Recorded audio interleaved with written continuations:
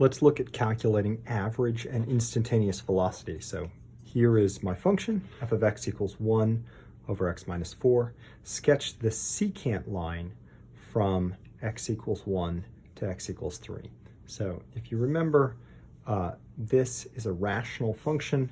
It's going to have a vertical asymptote at 1, 2, 3, 4. All right. It's going to have a horizontal asymptote because the denominator is bigger at 0. That's what the graph will look like. So what does the secant line look like from 1 to 3?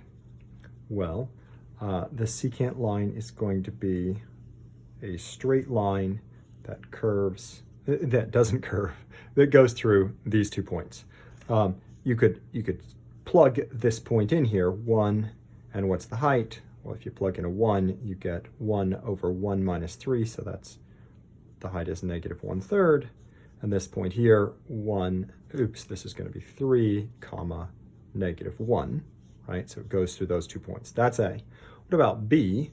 Well, B asks us to find the average velocity on the interval. In other words, that's the slope of the secant line.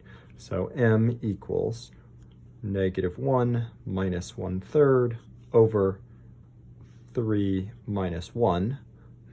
So that denominator, oops, that's minus negative 1/3, so negative 1 plus 1/3. So the numerator is negative 2/3. The denominator is 2. I divide by 2 by inverting and multiplying. So let's say negative 2/3 times 1/2. The 2's cancel, and you get a slope of negative 1/3. That kind of makes sense. Over an interval of 2, right? You moved right 2 and you go down 2/3. So that means you go down 1/3 for every one you go right. Well, let's sketch the graph of the tangent line at 1. So the tangent line has exactly the slope